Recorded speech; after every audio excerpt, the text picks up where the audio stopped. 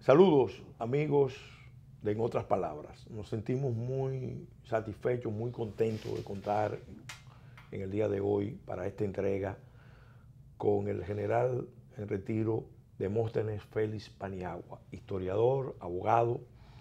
Lo hemos invitado en su condición de estudioso de la historia dominicana, de la historia militar y específicamente de este periodo que vamos a analizar, un periodo crítico en la vida nacional, el periodo de la Segunda República. Estamos hablando de un periodo que empieza en 1865, tras finalizada la guerra restauradora, proclamada la restauración de la República, y termina con la intervención de 1916, que pone fin a la Segunda República y da paso a la ocupación norteamericana, que posteriormente dura hasta el año 1924. General, muy contento de tenerlo aquí de nuevo, en otras palabras, invitado para tratar este periodo tan dramático de la vida nacional, donde hubo tanta inestabilidad, pero también donde se fue fraguando ya una República Dominicana más consciente de su propio destino. Yo quisiera que empezáramos a analizar este tema de la Segunda República con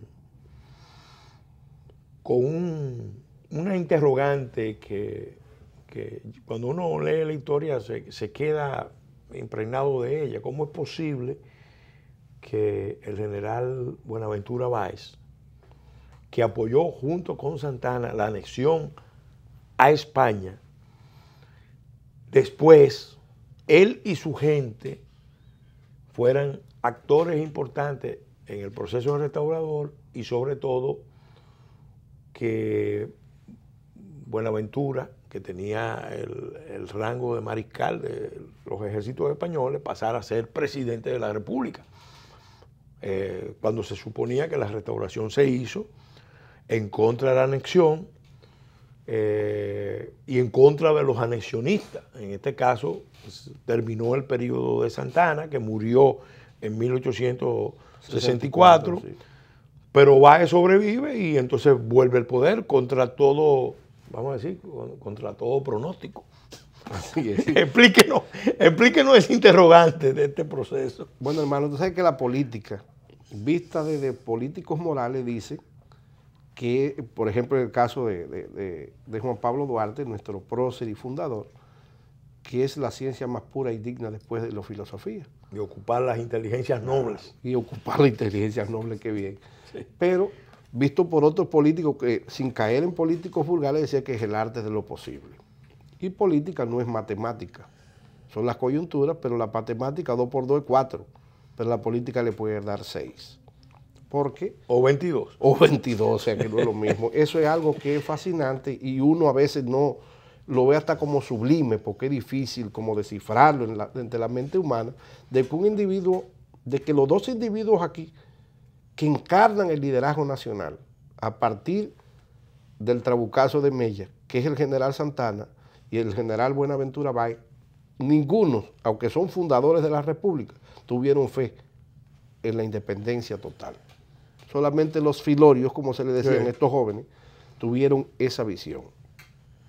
Esa lucha entre esos dos titanes, porque hay que decirlo así, Santana, que representaba una clase social muy determinante, que son los ganaderos o ateros, y Báez, que se complementaba con la sociedad maderera, pero Báez con una educación muy europea, sí, pero tampoco con fe en la República, era tan anexionista como Santana. Y esa lucha entre ellos llevó el descalabro en 17 años, y del 44 al 61, que trajimos con una anexión.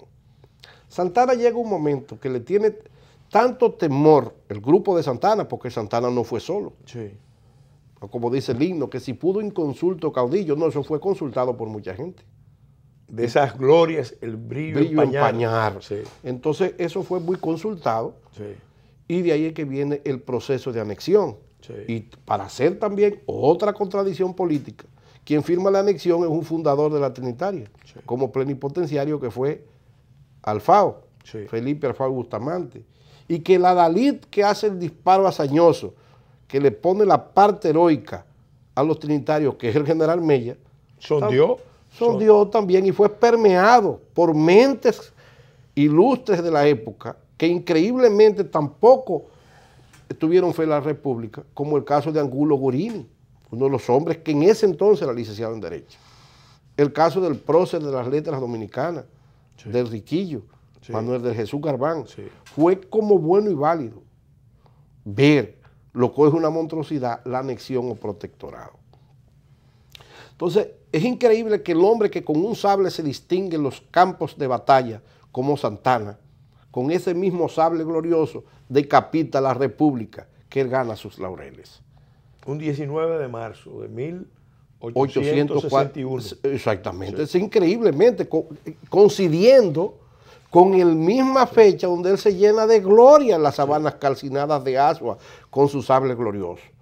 De que el individuo que es el rey y el padre de una libertad de un pueblo que confiaba en su sable, pues se convierte entonces en vasallo de una potencia, convirtiéndose en el gobernador de una provincia de ultramar. En realidad pesó la idea de que ellos no podían sostener a futuro la independencia frente a un Haití que no reconocía a República Dominicana. Claro que sí, ellos le tenían, había preocupación porque Haití es 40 años más viejo que nosotros, sí. Y eso pasó.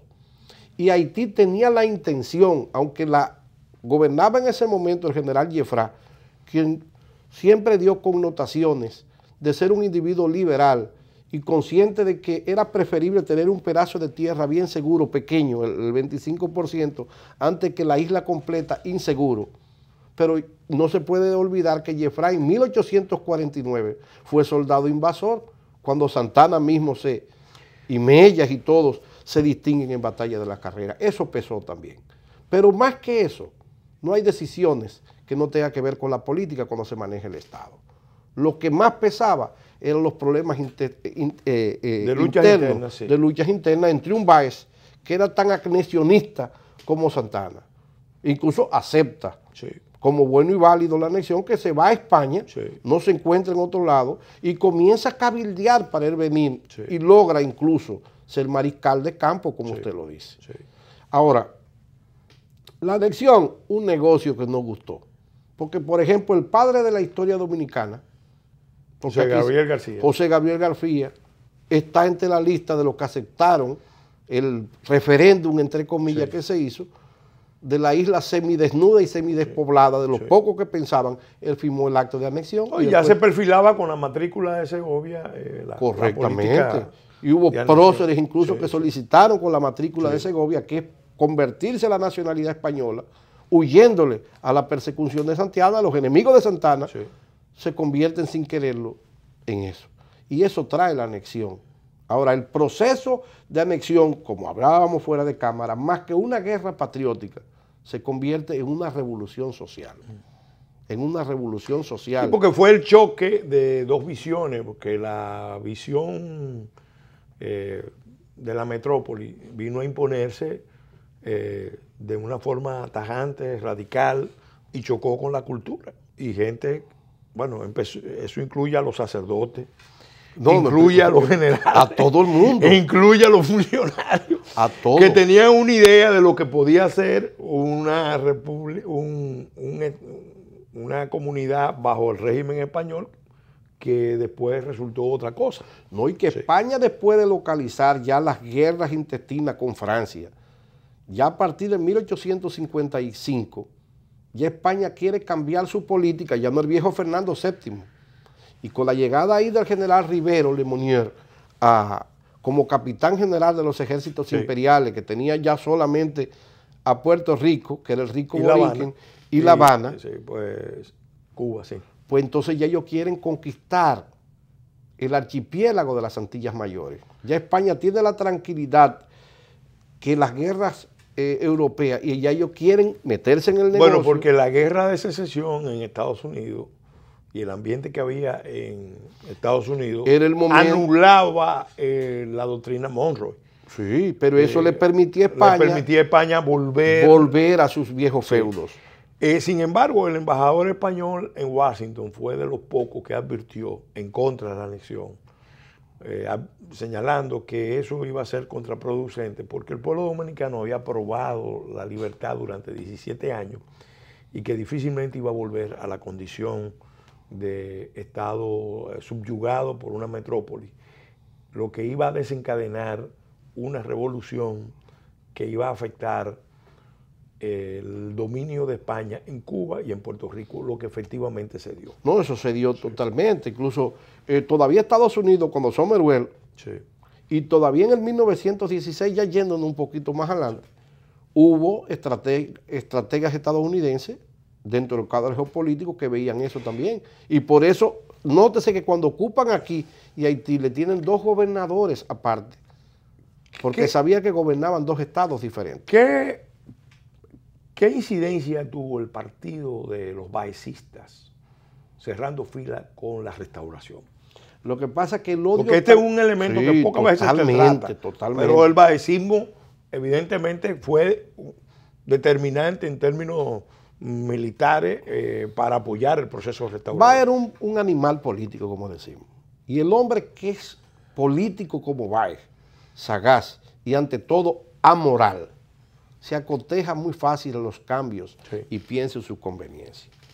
Cuando Santana se le adelanta a Baez y anexa el país, el 18 de marzo de 1861, ya con la ocupación formal, entonces Baez se convierte más nacionalista que los filorios.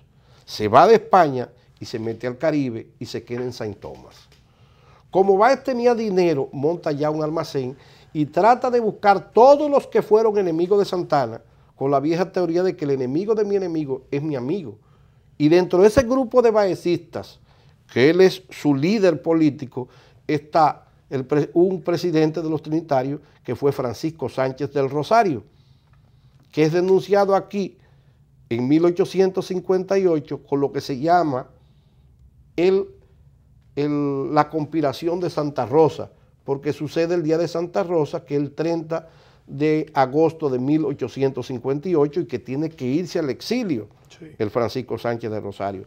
Hombres de pura fibra patriótica, como el general José María Cabral Luna, se van allí, a Saint Thomas. Hombres como José Contreras, individuos como que fueron baecistas antes, dentro del partido de él, pero que eran nacionalistas, eran dominicanos, como el caso de los Timoteo Ogando, los hermanos Ogando, y tantos se van allí a conspirar. Ya va entonces, como opositor, tiene que hacer todo lo contrario a Santana. Entonces, como quien odian es Santana por anexar individuos de la fibra patriótica de Santiago Rodríguez con un liderazgo natural, además de ser un individuo que había sido coronel febrerista, tenías una posición social, era recuero, tenía 20 mulos, era quien arrastraba toda la carga para el Cibao del muelle de Montecristi, que era el de mayor movimiento, y de Puerto Plata, por el Atlántico.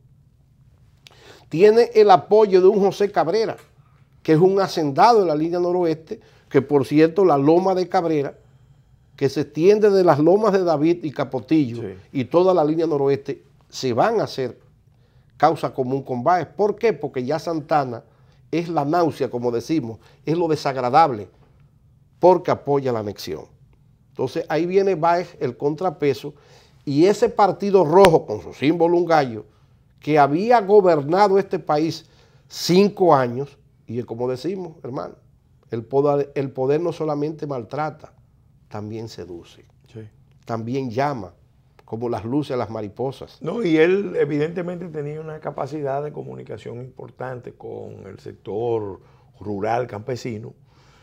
Ahí estuvo fundamentado. Y en buena medida eso explica por qué después de la restauración, en un país asolado por la guerra, con una economía maltrecha, entonces Baez aparece como una figura inevitable. Ahora, es increíble que la primera manifestación en contra de la anexión con las armas en las manos, que nace, por cierto, José Contreras, en su patria chica, que es San Francisco, bueno, en San no Francisco nace Macorís, de la sí, intelectualidad de la capital. No, no, como decía no, Báez, no, el Osama piensa, sí, el Cibao trabaja. trabaja, sí. No nace la primera manifestación, válgame la redundancia. Fue en San en lo que Francisco y Moca. nace en un campesino de Jábaba, Sí, llamado José Contreras. sí. Es la primera sangre que se aporta. Los primeros tiros que se tiran en contra de... Pero no nace de un intelectual. No. Nace de un hombre de fibras patrióticas, de un campesino situado en Jábaba, que había sido teniente coronel de las reservas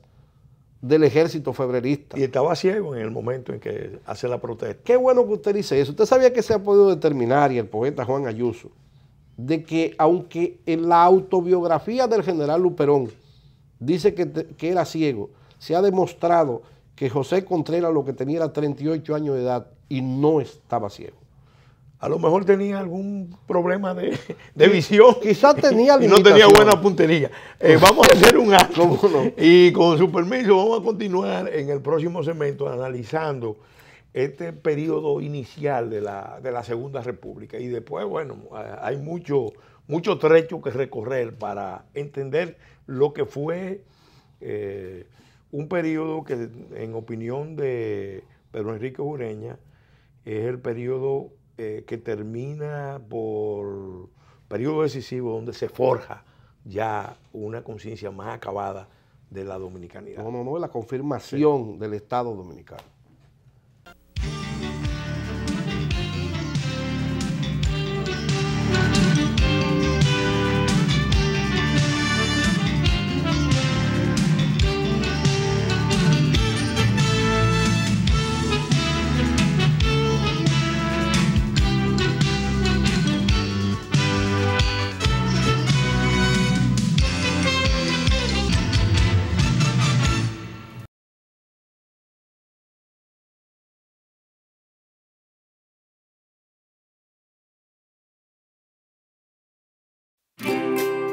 Querida Pao del futuro, cuando leas esta carta, espero que seas la mejor futbolista del universo. ¿Ya pudiste averiguar la receta secreta de la batida que hace mami? Ojalá te siga gustando tanto como me gusta ahora. Toby debe de estar grande y fuerte. Siempre seremos compañeros de aventuras. Espero que nunca pares de jugar y aprender. Que nunca pares de crecer. Atentamente, Pao.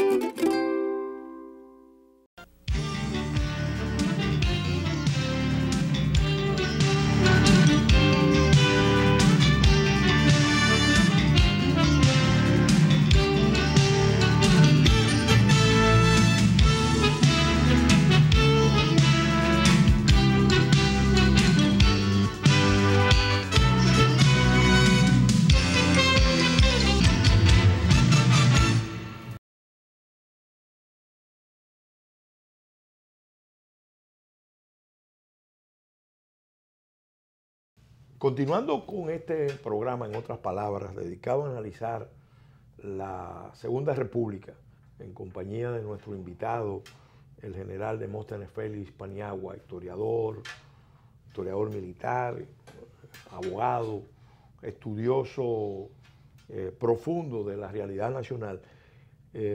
General, estamos abordando este tema. En el segmento anterior nos quedamos un poco explicando de esas cosas que dejan perpleja a cualquier estudioso de la historia, como una figura que apoya la anexión inicialmente, termina siendo presidente de la República después de la Restauración, y sus partidarios son actores importantes. Era un momento en el proceso de la lucha nacional donde los restauradores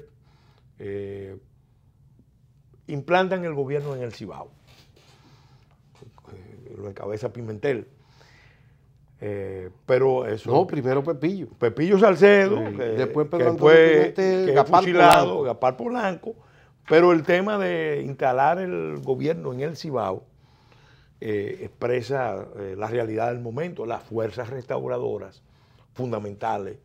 El motor de la restauración empieza en la línea noroeste, pero Santiago se convierte en la capital de la República. Así fue. Luego viene una lucha por restaurar el gobierno en Santo Domingo. Eso expresaba una lucha de sectores políticos que tenían base regional. Por un lado Cabral, por otro lado Pimentel. Explíquenos cómo se fue dando ese proceso que marcó todo ese periodo inicial. En la Segunda República hay 3 momentos diferenciados. El ciclo de colores, Sí. la hegemonía de Lilis con Sí, una sí. dictadura y luego el periodo caótico de formación del nuevo liderazgo que sucede a la muerte de Lilis. En ese periodo inicial, donde había muchos caudillos locales, hijos de la guerra, Perfecto. ¿cómo se va fraguando de nuevo esa recomposición de las fuerzas? Precisamente por eso usted y yo le llamábamos. El Cibao tuvo siempre, hasta por estar situado en el Atlántico, que es la ruta ideal a las negociaciones con Europa. Sí. Porque Estados Unidos en ese momento, que ahora es nuestro primer aliado comercial, todavía no se había desarrollado para el hemisferio ni quería chocar con Francia. Entonces los muelles, estaba saliendo, en ese momento estaba saliendo de su guerra interna. No, terminaba totalmente, su guerra. la guerra más sangrienta que ha tenido sí, América, sí. incluyendo más que la que mañana celebraremos, Sí. en estos días celebraremos la emancipación de los pueblos americanos. La revolución social de los Estados Unidos interna fue terrible. Sí. Ahora, ¿qué sucede? El Cibao tenía mejores comunicaciones, porque aquí no se conocía de que este oeste, aquí estaba la banda sur y la banda norte, eran comparativamente como si fueran 2 pueblos extranjeros. Esa cordillera central dividía a los sureños. Los sureños habíamos tenido la oportunidad, y le digo los sureños, yo soy de allí, de haber gobernado los 17 años antes del proceso. O sea, si usted te pone a ver el primer gobierno, Tomás Bobadilla, de Neiva. Sí. Segundo presidente, Pedro Santana, de Hincha. Sí. Con la influencia que vive en un sur-este, Sí. pero no deja de ser un sur. Viene el general Manuel Jiménez, que es un capitaleño, pero con la influencia específicamente de los sureños, porque dominaba el Congreso Buenaventura Báez, Sí. que es un azuano. Sí. Viene Báez, es Azuano azuano y se también. sintió Sí, azuano sí, y todas sus negociaciones estaban en la banda sur. Sí. Viene Manuel de Reglamota, que es un segundón de Santana, pero Manuel de Reglamota ni siquiera siendo presidente vivió en Los Amas, sino vivía en Baní, y murió en Baní. Entonces, todos eran sureños, había esa influencia sureña, pero el sureño estaba más atrasado y por eso no arranca con la guerra restauradora, ni había un liderazgo sólido. Eran santanitas, eran baecistas. Santana queda liquidado con la restauración y muere en el 64. Ya era un hombre con problemas de disuria, con problemas de jaqueca, con problemas de próstata. O sea, Santana ya era un adefesio humano en el orden de la salud. No, y había perdido prestigio. Había perdido todo el prestigio. Dio el paso a la anexión, pero después los españoles le quitaron poder. No, el hombre lo obligaron a renunciar a su propio apoyo. Totalmente. Sus generales, la gente, su compadre. Su compadre. Tuvo que licenciarlo a todos. Y más el caso incluso de Antonio Guzmán, de Antón Guzmán, que era su ahijado, y cuando van a hacer la reconvención de rango, lo quieren aceptar como sargento, un individuo que era general. Y él prometió matar a Santana con su mismo puñal. Y solamente el Cid Negro, Suero, y Felipe Arfao son los únicos que le reconocen el prestigio de generales. Después todos volvieron. Yo creo que Santana murió convencido de que cometió un trágico error. Claro que sí, él murió arrepentido, pero ya no había tiempo. No había tiempo. Ahora, respecto al Cibao, donde tiene mayor desarrollo, sí apoyó y se vio más afectado la sociedad cibaeña, la hegemonía norteña, con la anexión, con los problemas económicos. Porque España no pudo suplir las necesidades que el pueblo esperaba. Incluso la agricultura cayó, la moneda cayó, la reconvención de los rangos cayó, la liquidación también se fue a pique y los empleos, específicamente los que servían de sostén político, los viejos caudillos, cayeron en autoridades españolas, lo cual se había afectado hasta el clero. Entonces el Cibao... Bueno, el diezmo se cambió la regla del diezmo y empezaron a centralizarla, lo que generó muchos problemas a nivel de los sacerdotes. Totalmente, totalmente se convierten en incluso restauradores hasta Meriño, que es la figura, porque después pasa a ser gobierno del Partido Azul. Ahora, ¿cuál es la revolución social de allí? Lo interesante, de que se cambió el viejo liderazgo y nace entonces otro sistema político. Acuérdense que antes de la restauración, aquí existía como dominación económica el atero o el maderero. Y ahí entonces comienza el caudillismo. También comienza el caudillismo, que tuvo sus fases de aumento social, pero también de división social. Usted se va a encontrar con un Humberto Mazán, que era sastre, antes del levantamiento de Capotillo, que es el que hace la bandera que se hizo en Capotillo y termina siendo general, gobernador de Montecristi. Usted se va a encontrar con un individuo que era empleado de Santiago Rodríguez y que Santiago Rodríguez muere en enemigo porque lo sometió de que por un mal manejo de una finca y de que le había cogido unos cerdos. Termina siendo como Benito Moción, recibe general y gobernador de La Vega, de la provincia de La Vega. Usted va a ver un individuo sin ningún acento social. O sea que la guerra sirvió de movimiento de promoción económico y social. Porque figura como Lili Luperón. Luperón era un muchacho purpero en Jamao que le vendía medidas de tabaco, y vendía en la pulpería al general Mella, que era el gobernador. Por esa simpatía que lleva a Mella a estar en la trilogía sagrada, independientemente de sus méritos. Y Lili lo veía también. Lili vendía pan. Viene de un extracto social que tienen que adoptarlo, que no conoció a su papá. Ese viento de fronda fue clave. Y entonces Goyito, como le decían a Luperón, Goyito, termina siendo general con 26 años de edad por méritos de guerra. Ahora, ¿qué sucede? Esa clase dominante que odiaba a Santana, el enemigo de mi enemigo, es mi amigo. Vivía encantado con esa manera, ese político de estirpe, de sangre, que se llama Báez. Báez usted lo maldecía y si lo veía le tiraba esa sonrisa a flor de labios y usted terminaba siendo más baecita que Báez. Y entonces individuos como Pepillo Salcedo, de una clase media alta de sus tiempos, era un baecista. Pero usted se va a dar cuenta que Santiago Rodríguez también, incluyendo individuos como Benigno Filomeno Rojas, un civilista de espíritu nacionalista, era baecista también. Que fue de lo que trabajó para que Duarte no jugara un papel importante en ese proceso. Totalmente. La posición de Filomeno Rojas. Igual que Espaillá. Y Espaillá. O sea que en el fondo ellos se identificaban no con un hombre tosco como Santana, pero un hombre refinado y renovado como Buenaventura Báez. Vamos a hacer de nuevo un alto y vamos a continuar analizando en el próximo segmento la posición de Báez, que vuelve a las andadas con anexar a la República Dominicana en la Segunda República a los Estados Unidos. Porque era un político orcopolista. Si estoy arriba, no me importa, era moral. Vamos a hacer un alto y en el próximo segmento continuamos.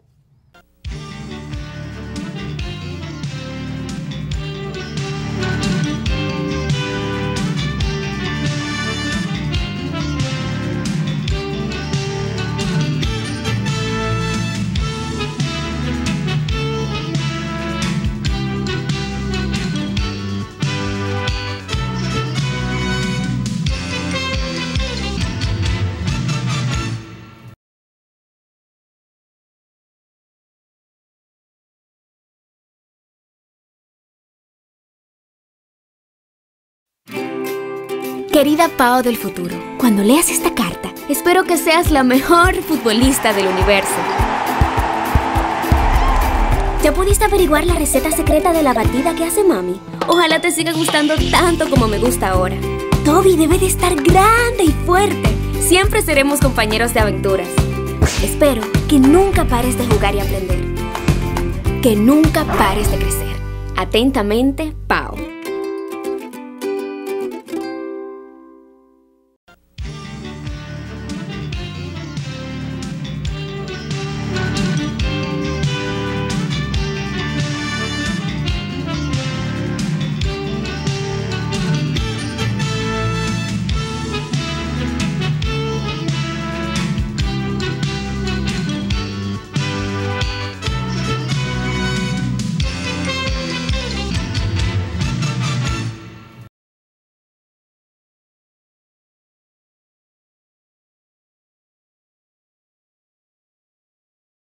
Continuando con el desarrollo de este programa, en otras palabras, dedicado a reflexionar sobre episodios de la Segunda República. Sabemos que este es un periodo de 51 años importantísimo en la formación de la conciencia nacional, lleno de paradojas, de contrastes, cargado de perplejidad, porque el que analiza ese periodo se da cuenta de la ambigüedad, de los giros y a veces hasta de lo que parece muy absurdo.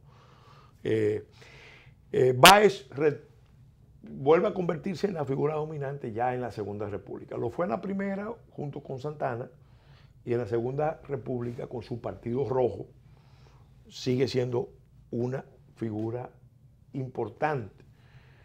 Tiene la oposición de sectores que se van conformando en el Partido Liberal Nacional, que después pasa a ser el Partido Azul. Y se da esa otra dinámica ya. Partido Rojo, baecista, que subsiste a la Primera República. Partido Azul, que agrupa a los restauradores, que eran muchos y dispersos. Y también aparece el Partido Verde, de Ignacio María González. De Ignacio María González. Pero hay un episodio que yo creo que es también una expresión más de la fragilidad del Estado dominicano, un Estado que va dando traspié, avanzando, retrocediendo, luchando por afirmarse y al mismo tiempo con fuerzas trabajando en sentido contrario. Báez se propone, por incitación y en alianza con un grupo de aventureros norteamericanos, la anexión de República Dominicana a los Estados Unidos.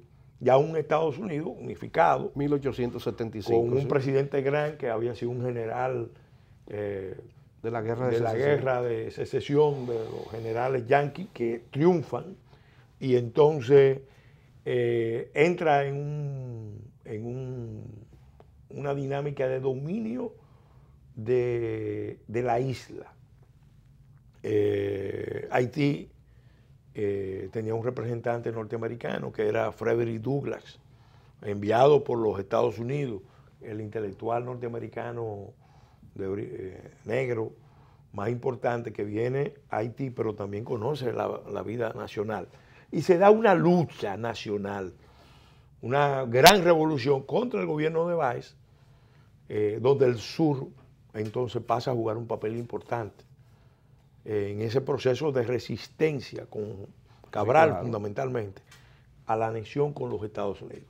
Bueno, sucede lo siguiente, qué bueno que usted dijo, porque mucha gente no conoce ni siquiera el nombre del Partido Liberal Nacionalista, porque siempre decimos el Partido Azul de Luperón, porque el partido de Santana era azul. Sí. Entonces de ahí que dicen el azul de Luperón, sí, porque Santana formó un partido azul. Sí. Ahora, ¿qué sucede? Por una razón natural, cuando un líder de núcleo, no de célula, desaparece, instintivamente el individuo, porque hay hombres sin caer hay hombres que tienen liderazgo sobrenatural que a veces lo seguimos sin darnos cuenta.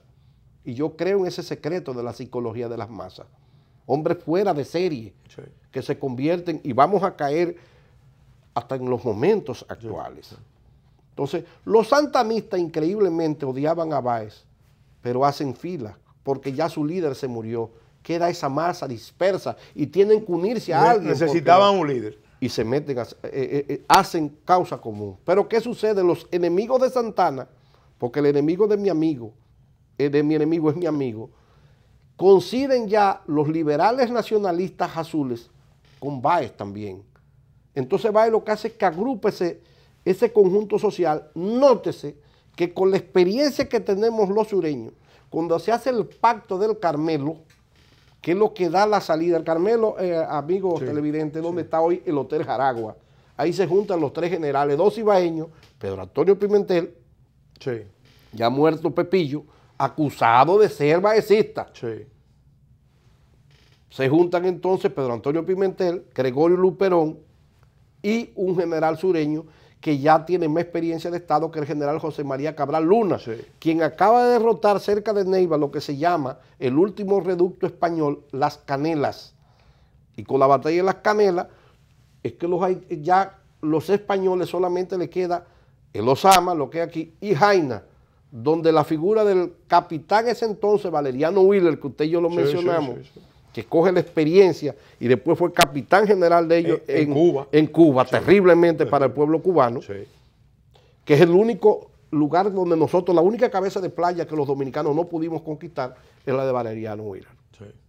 Bueno, nótese entonces cómo eligen a José María Cabral Luna, presidente de la República, porque consideran todavía que Luperón y Pedro Antonio Pimentel no tienen la madurez para gobernar el Estado. Y de ahí se unifica el país y llaman a la figura de Bobadilla a ser el armador del nuevo Estado, quien lo había armado en 1844, Sí. casi 20 años atrás. Bobadilla que comienza a hacer las instituciones y comienza a participar con ellos. Que Bobadilla choca con Báez. Por eso le dicen el ministro Nótese- universal. Sí, el ministro universal. ¿Qué sucede? Renuncia José María Cabral, que es algo que lo que parece una novela, para darle el paso a Báez, y como si fuera un accidente de la mano de los hados, ahí es que se oye el eslogan que se puso aquí en moda, llegó papá. Eso viene de Báez. Y llegó papá, Eso y es llegó poco papá. conocido, sí. Poco conocido, y para sorpresa incluso del vicario de Santo Domingo, es que se da el famoso, como protocolo, cuando toma posesión en el Palacio de Borregá, pasa por la calle Juan Barón, que es la que pasa hoy a la catedral, Sí. y de ahí es que Meriño se inspira y se pasa de gusto. Inescrutables designios de la providencia. ¿Usted se acuerda? Dice, mientras vos divagáis por playas extranjeras, Sí. y de ahí es que viene la frase, este es un país muy especial. Sí. Báez comienza a ser, pero el perro huevero, aunque le quemen el hocico. Insólito, decía Meriño. Meriño. Exacto. País Báez insólito. entonces comienza a ser el presidente del gobierno restaurador, pero sin fe en esa república. Sí. Cuando los verdaderos nacionalistas ven que este individuo lo que quiere es anexar, pues comienza ahí lo que se llama el telégrafo, el barco, donde el mismo José María Cabral se pone en contra Sí. de Báez. No obstante, un hijo de José María Cabral está casado con la primera hija de Báez, con Amelia Báez Andújar, y de ahí es que vienen los Cabral y Báez, Sí. porque aunque él es tío, pero es quien es el papá del general Marcos Cabral Peña, que se casa con la primera hija de Báez, de ahí vienen los Cabral y Báez, Sí. y los Cabral Bermúdez y los Cabral Sí, Vicini, sí, sí. que hasta el día de hoy inciden en lo económico y lo político aquí. Y se van en guerrilla en contra de Báez. Pero usted se va a encontrar con cosas insólitas, de que individuos irreconciliables con Báez pasan a ser baecistas porque eran santanistas, y entonces viene en el segundo periodo de Báez la figura de más cercana a él, que Ignacio María González, incluyendo concuñado de Báez, porque Ignacio María González se casa, su esposa era hermana de la señora Machado, la última esposa de Báez, de ahí que vienen los Báez Machado. Ok. Y entonces esa sedición, esa división del Partido Rojo, nace el Partido El Verde, Partido Verde, sí. que se llama Partido de la Esperanza Nacional. El movimiento, porque Báez anunció la anexión a los Estados Unidos con un referéndum. Y el presidente Grant asumió la idea de que el país estaba con la anexión. Sin embargo, aquí se produce una revolución en contra de la anexión a los Estados Unidos. No, porque ya En 1870. Sí, eso da, pero Báez mantiene hasta 1872 a 1878. Sí.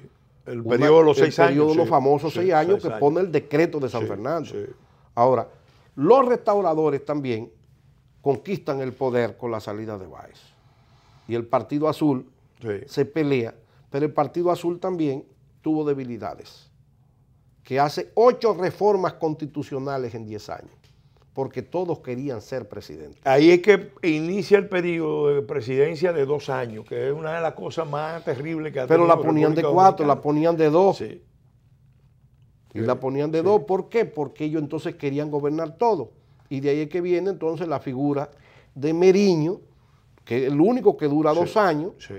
Ignacio María González, que es un baecista, coincide con los azules, Sí. aprovecha una ruptura de los azules y entonces se cuela el de la Esperanza Nacional. Ahí se produce un hecho importante que no lo mencionamos, pero la restauración sirvió para cambiar las relaciones de República Dominicana y Haití. Totalmente. Porque a partir bueno de que ahí usted no lo acuerda. los haitianos empiezan a ver a República Dominicana de otra manera, como un Estado que luchó incluso inicialmente con el apoyo de los haitianos, pero después fue una lucha en buena medida en solitario.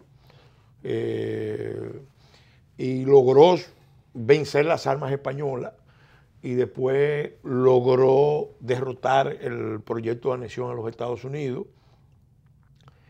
Y con González se firma el primer tratado con Haití. No, el primer tratado viene Sí. en 1866 Sí. con el general José María Cabral y Luna. Ahora, pueblo dominicano, lo quiero decir, no quiero... Pero el primer tratado de libre, de libre comercio, amistad, de amistad eterna. eterna, sí. Eso es muy bueno, pero no reconociendo la frontera de Aranjuez ni a nosotros Exacto, como Estado libre. Exacto. Lo que pasa es que el enemigo de mi enemigo, vamos a decir, cuando los españoles vienen aquí en 1861, para 1862, inmediatamente notifican al gobierno haitiano de Jeffra De la frontera de Aranjuez. de que había que poner en vigencia la frontera de Aranjuez, lo cual Haití ocupa 5.100 y pico de kilómetros, que es el departamento o provincia de Hincha, que viene siendo el valle de El Arte y Bonito, las tierras más fértiles de Haití hasta el día de hoy. Entonces, cuando Haití se ve afectado a sus intereses nacionales, apoya la restauración. Y por eso Jeffra y después Sarnave, Sí. o antes Sarnave y después Jeffra de ellos, hacen los contactos con Buenaventura Báez y por eso le da la cabeza de playa para que Sánchez ingrese en guerrilla en contra de los españoles aquí. Y nótese ahí la arenga de Sánchez: entro por Haití porque no puedo hacerlo por otra parte. Entonces los haitianos están hermanitos de nosotros y por eso le permiten a José María Cabral, asilo allí, a todos los que van a luchar en contra de los españoles, pero no es porque ellos quieren, sino que están afectados. El Cerro de Capotillo, situado en las Lomas de David, en el Capotillo español, tiene toda la cooperación económica, política, diplomática de Haití con el general Jeffra allá, producto de que están afectados. No porque el pueblo haitiano quiere que nosotros seamos libres, no le importa, sino porque ya España quiere ocupar nuevamente su tratado de 1877 y confirmado en el 1810 por el Tratado de París después del combate del Palo Hincado. Del Palo Hincado, sí. ¿Usted se acuerda de eso? Sí, que aquí es que se pone fin a la era de Francia en la isla de Santo Domingo. Para 1814. Fueron las tropas dominicanas, las criollas, encabezadas por el brigadier Sánchez Ramírez, quienes ponen fin en Palo Hincado a ese dominio. Claro. Ahora, volviendo aquí a esa amistad, ahora, se hace lo que se llama Tratado de Paz, Amistad Eterna y Libre Comercio. En el 66. Y luego y en 1874, con Ignacio María González y el presidente Dominguez, es que se hace lo que se llama el reconocimiento como Estado libre, pero no la frontera de Aranjuez. O sea que el Partido Verde, de carácter liberal, que consigue eso y que notifica a Duarte volver. Sin embargo, Domínguez declaró que ese tratado ellos lo interpretaban, lo refiere muy bien Peñavalle, como un tratado de fusión. Vamos a hacer un alto y vamos a continuar en el segmento final. Creo que este programa propiamente debe ser episodios de la Segunda República, porque apenas hemos podido rozar las primeras etapas de la Segunda República y tenemos que hacer un compromiso para continuar en otro programa analizando la segunda etapa de la Segunda República. No podemos hacerlo. Pero en este segmento final, entonces, vamos a continuar analizando otros aspectos. De nuevo, con su permiso, vamos a hacer un alto para cumplir compromisos comerciales.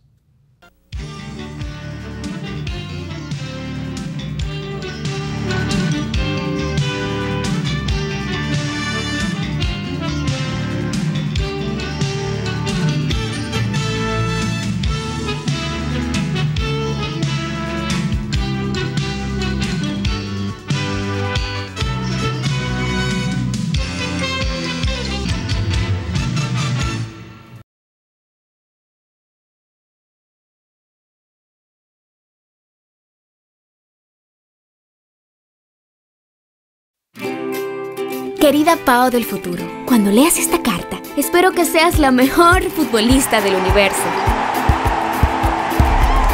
¿Ya pudiste averiguar la receta secreta de la batida que hace mami? Ojalá te siga gustando tanto como me gusta ahora. Toby debe de estar grande y fuerte. Siempre seremos compañeros de aventuras. Espero que nunca pares de jugar y aprender. Que nunca pares de crecer. Atentamente, Pao.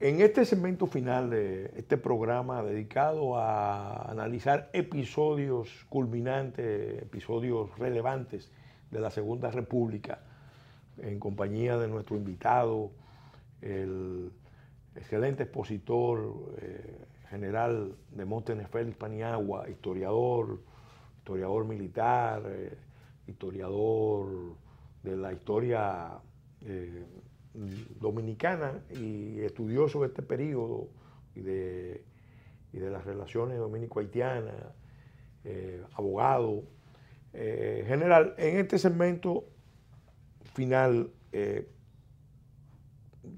queremos hablar de lo que representó la dictadura de Ulises Heró, porque después de un periodo de gobierno muy frágil, muy débil, donde había mucha montonera, donde había mucha dispersión, Heró logra ingeniársela usando todo tipo de arte, desde la violencia hasta la corrupción política, porque la usó eficazmente para vencer a sus adversarios.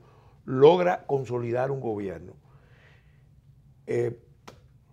desafiando a Luperón, imponiéndosele al mismo Meriño, que eran figuras con muy superiores, vamos a decir, en términos intelectuales o en términos históricos. Sin embargo, él, que fue ministro de Interior en el gobierno de Meriño, hace alianzas importantes con poderes nacionales e internacionales.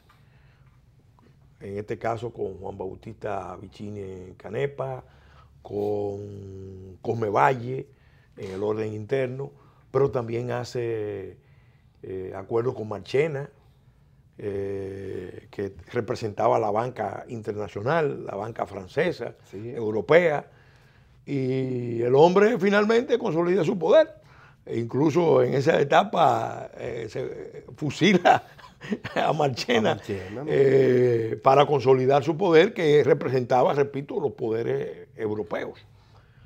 ¿Cómo fue ese periodo y qué representó también en términos de avance y también de exposición de la soberanía del país? Porque también empezó un proceso de endeudamiento acelerado y maleado de República Dominicana.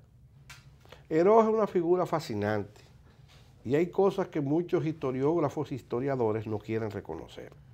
Heró es un soldado de primera línea, sí, del Partido Nacionalista Azul. Y es un individuo que se gana los laureles del triunfo en lo que se llamó la Guerra Patriótica y Revolucionaria de la Restauración. Sí. Heró tenía condiciones excepcionales, valiente, y para estar en la lides política hay que tener valor personal. Sí. Y eso es un valor que nace con el individuo, sí, o se forja mediante la autodisciplina. Inteligente y prudente. Hábil. Hábil, que raya en lo que se llama legendario, sobresaliente, sí, sí, y legendario. Sí.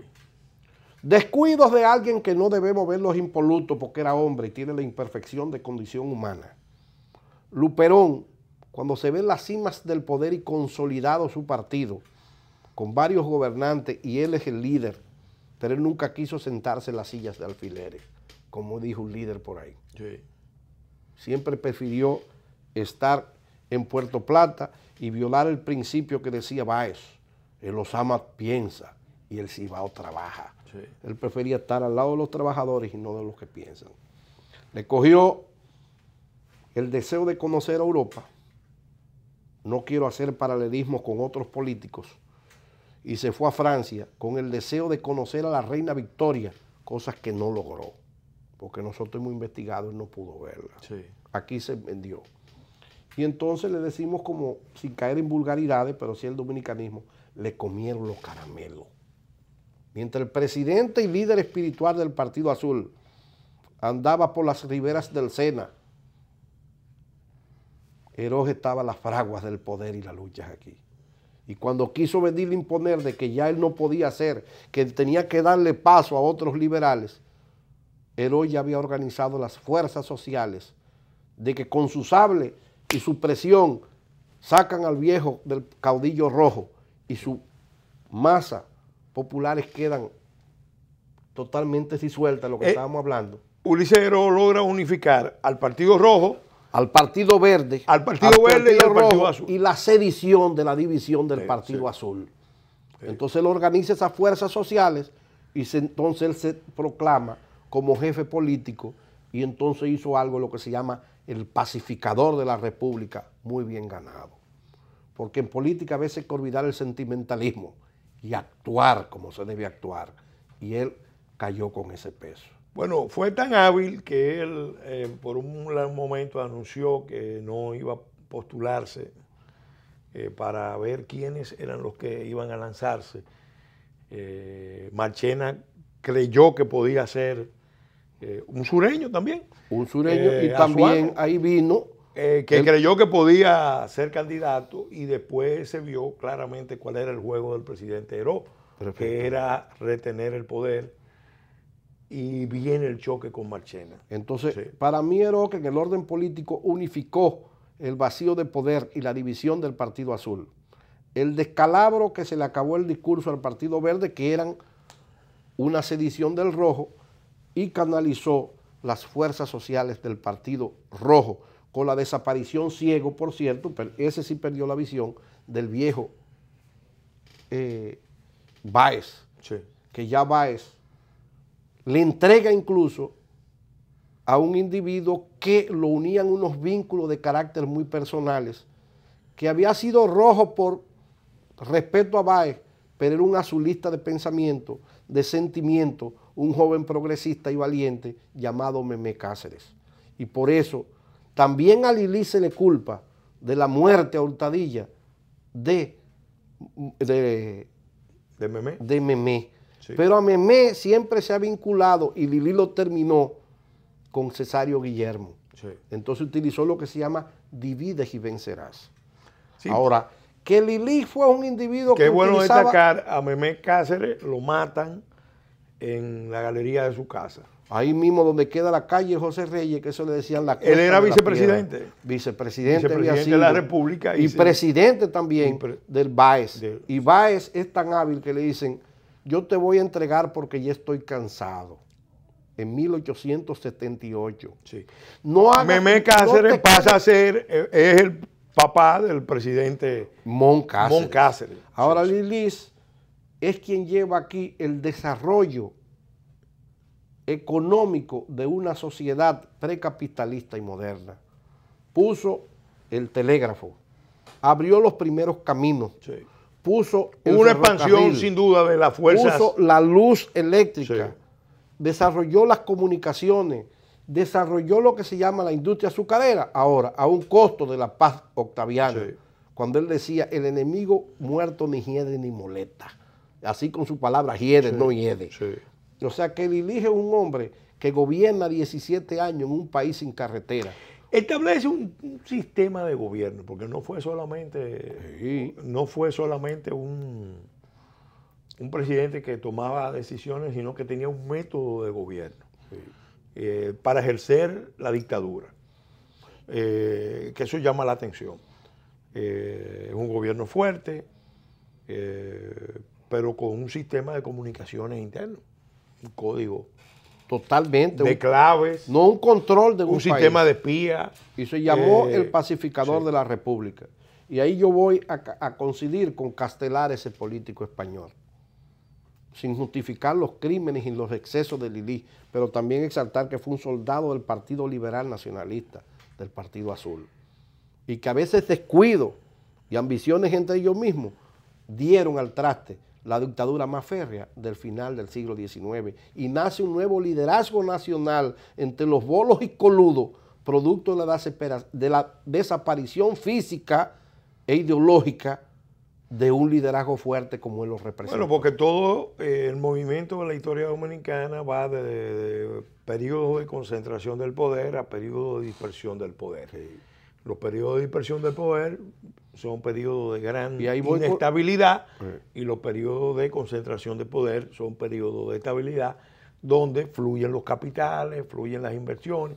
Sin embargo, en el gobierno de Heró se produjo un proceso también de endeudamiento que marca profundamente el periodo posterior, el que sigue a la muerte de Heró, porque la soberanía del país queda, en términos económicos, queda seriamente lesionada. Cuando tú quieras tener menos libertad, lo que tienes que tener grandes deudas en tu vida personal. Empezó con la deuda del Santo Domingo Improvement, después con la Harman, y también deudas internas con individuos aquí que se hicieron acreedores del Estado a prestarle un 5%. Pasaron a ser las fuerzas hegemónicas en la vida nacional y a marcar el patrón de relación política dominante en República Dominicana. Lamentablemente. Ahora yo me fui a Castelar cuando dijo ese político español, la libertad es como el alimento, sin él brevemente vivimos pero morimos, pero el orden es como el oxígeno, que sin él inmediatamente perecemos. Y a veces para imponer el orden hay que ser fuerte, como dijo un político por ahí. Entonces Heró tuvo que pacificar al país y eso tuvo su precio. Bueno, vamos a dar por concluido este primer programa sobre episodios de la Segunda República. Y digo primer programa porque, como se puede ver, apenas pudimos tratar una etapa muy importante, pero no agota todo el periodo. Pero después haremos de la Segunda y República. Entonces vamos a hacer el compromiso aquí desde la muerte de hacer un programa desde la muerte de Heró hasta la ocupación norteamericana. Hasta la ocupación norteamericana, que es un periodo realmente... O sea que entre la muerte de Heró y la sangre de Mon se abrieron los pasos para que se cumplieran los intereses geopolíticos de ese nuevo imperio. De ese programa lo vamos a hacer próximamente. Gracias, amigos y amigas televidentes, por su atención. Gracias, General Demóstenes Félix Paniagua, por haber aceptado nuestra invitación a este programa, a agotar este tema tan importante de la vida, de la historia dominicana. Gracias a nuestros patrocinadores de Leche Milex y a todos los invitamos a ver este programa, en otras palabras, en el horario de domingo de 1 a 2 de la tarde, de 10 a 11 de la noche, y los martes y los jueves de 7 a 8 de la noche. Igualmente, en otras palabras, toda la colección de programas, en otras palabras, pueden ser vistas en el canal de YouTube, En Otras Palabras TV. Hasta la semana entrante, Dios mediante, en que estaremos de nuevo con ustedes en una nueva entrega de En Otras Palabras.